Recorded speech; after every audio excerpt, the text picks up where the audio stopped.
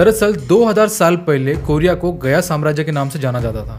इस पूरे साम्राज्य का कोई राजा नहीं था, बल्कि पूरा साम्राज्य छोटी छोटी टोलियों में बटा हुआ था और हर टोली का अपना एक लीडर होता था।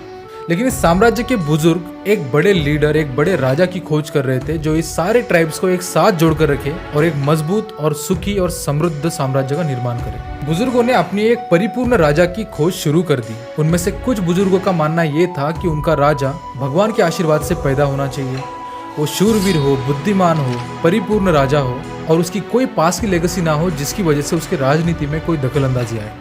एक दिन ये सारे बुजुर्ग मिलके पास ही के पर्वत पर गए और वहां पर जाकर मंत्रोच्चार करने लगे, भगवान से प्रार्थना करने लगे राजा की प्राप्ति के लिए। उनकी प्रार्थना खत्म होते ही एक दिव्य घटना होती है। उसी पर्वत पर कुछ दूरी पर उन्हें सुनहरे रंगों में चमकता हुआ एक संदूक मिलता है। वो तुरंत समझ जाते हैं कि भगवान का दिया हुआ एक आशीर्वाद है। सारे बुजुर्ग मिलकर उस संदूक की पूजा करते हैं, फिर उसे उठाकर एक अच्छी जगह पर जाकर रखते हैं। इसके बाद उसे खोला जाता है, जिसमें से उनको एक छोटा सा बच्चा मिलता है। इस छोटे से बच्चे के मुंह पर दैविक शक्तियों का एक तेज दिख रहा था। अमूमन छोटे बच्चे रोते हैं, पर यह बच्चा हल्की सी मुस्कान लिए बुजुर्गों की ओर देखे जा रहा था। बुजुर्गों ने समझा कि यह भगवान का दिया हुआ एक आशीर्वाद है और यह बच्चा बड़ा होकर गया साम्राज्य का राजा बनेगा। इस छोटे बच्चे का नाम रखा गया किम सूरो। किम सूरो बड़े होते गए, उन्होंने धनुर्विद्या सीखी, तलवारबाजी सीखी, घोड़ा चलाना सीखा।